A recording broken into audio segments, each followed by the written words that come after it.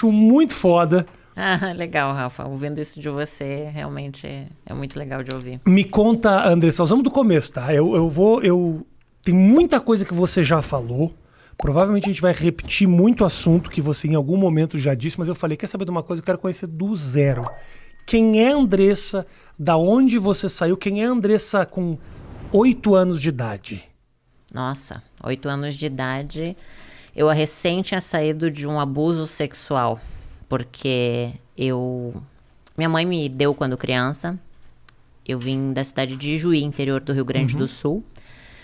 Meu pai é descendente de alemão, olho claro, e eu nasci muito escurinha. Aí quando eu nasci, meu pai disse que eu não era filha dele.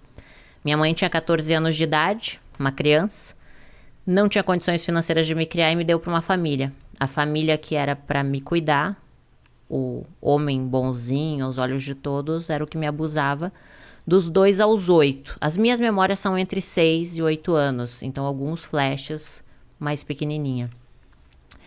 Nesse período, eu sofria muito já, porque quando a gente é abusada, a gente não tá entendendo o que tá acontecendo, até porque existiam ameaças da parte dele na época, se eu contasse pra alguém. Fui contar pra minha mãe só aos 21 anos, em uma crise onde eu culpei ela. Então tinha muita mágoa da minha mãe, muita mágoa do meu pai. Aos 8 anos, a minha mãe de criação viu esse homem me abusando. E eu amava muito ela, era uma professora de português lá em Juí. E ela cuidava com muito amor de mim, sabe? Eu via nela uma mãe, só que ela não poderia continuar me mantendo lá por causa dos abusos dele, porque ela viu e me devolveu para minha mãe, só que não contou nada para ela.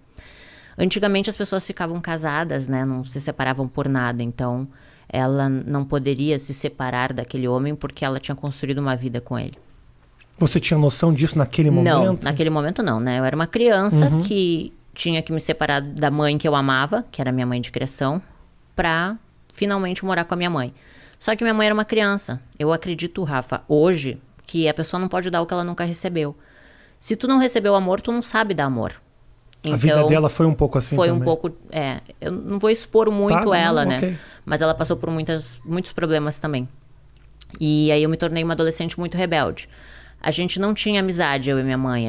Ela brigava muito comigo, me batia muito. Então, aos 11 anos, eu comecei a fumar cigarro, beber, colocava piercing para chamar atenção. Até eu tenho a sobrancelha rasgada aqui, porque eu mesma furei a minha própria sobrancelha na frente do espelho. Botei um brinco gigante, porque eu já queria chamar atenção. Na verdade, eu queria ser amada, né? Eu buscava a atenção das pessoas, né?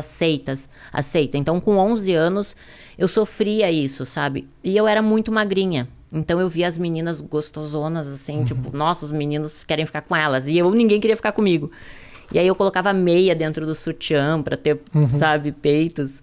E passei por vários problemas naquela época de depressão, só que eu não entendia, porque naquela época a gente não conseguia conversar com ninguém, não tinha internet como é hoje. Então, nas minhas agendas, eu falava que eu queria morrer, que eu queria matar todo mundo. E... Só desculpa te interromper, mas... o abuso acabou da onde, assim? Só quando a minha mãe de criação viu ele me abusando sexualmente. Então teve um confronto. Isso, aí ela me deu pra minha mãe. Tá. E aí minha mãe morava em Porto Alegre. Então eu saí de Juí pra Porto Alegre pra morar com a minha mãe. Minha mãe é uma criança, né? Imagina, ela me ganhou com 14 anos. Minha mãe tinha que trabalhar muito, de manhã e de tarde, chegava muito de noite. Então a minha vida era comer miojo e salsicha. E aí, ir pro colégio sozinha e voltar sozinha. Então, ali eu me tornei muito rebelde. Porque a minha mãe queria que eu fizesse comida, limpasse a casa. Obrigações de um adulto. Sim. E ela não sabia conversar comigo. Então, ela me agredia muito. Assim, de agressões, assim, de me violentar mesmo, sabe? Com palavras também, palavras que me machucavam. Então, eu nutria muito ódio dentro de mim. Com 13 anos, eu comecei a fumar maconha. Com 14 anos, eu fugi de casa, vendi todas as minhas fitas de videogame para poder fugir de casa e peguei todos os ursos e fugi com os ursos. Aí fui para uma vila lá em Porto Alegre e a minha mãe me achou com a polícia. Daí, quando a minha mãe me achou, ela me disse, agora tu vai morar com teu pai. E eu não conhecia direito meu pai. Mas foi bom, foi um período muito bom, meu pai é uma pessoa incrível. Aí eu consegui conhecer ele de verdade, né? E acabei... tendo minha primeira relação sexual com meu meio-irmão. Porque pra mim eu não conhecia ele. Ele era filho do meu pai, um menino bonito da minha idade. A gente começou a ir pros bailes junto, bebi e acabou rolando. 13 anos, mais ou menos? 14 anos. Só que assim, até então, eu nem entendia direito o que era irmão. Sabe quando a vida vai acontecendo? Você é uma criança, você não tem um pai e uma mãe pra te orientar em nada. E você aprende pelas situações que te colocam. E nem valores, princípios, não existia um direcionamento. Nunca, tipo, alguém disse assim, olha, vai estudar, vai fazer uma faculdade, sabe? Não existiam esses valores. E aí, com 14 para 15 aconteceu isso. Aí, na festa de 15 anos, a minha mãe foi lá e disse, filha, eu te amo, volta pra casa. E eu amava a minha mãe, por mais que ela me batesse, ela era minha mãe, né? Claro, óbvio. E aí, quando eu fui morar com a minha mãe de volta, eu tava no colégio. Um lencinho pra mim aí, ô Matheus. Aí eu tava no colégio e conheci o pai do meu filho. E aí na família dele eu vi a família que eu não tinha. Aquela estrutura familiar de churrasco final de semana, sabe? Os filhos debaixo da asa da mamãe. Minha sogra muito carinhosa comigo. Então eu me apaixonei pela família dele. E eu era uma criança, eu tinha 15 anos.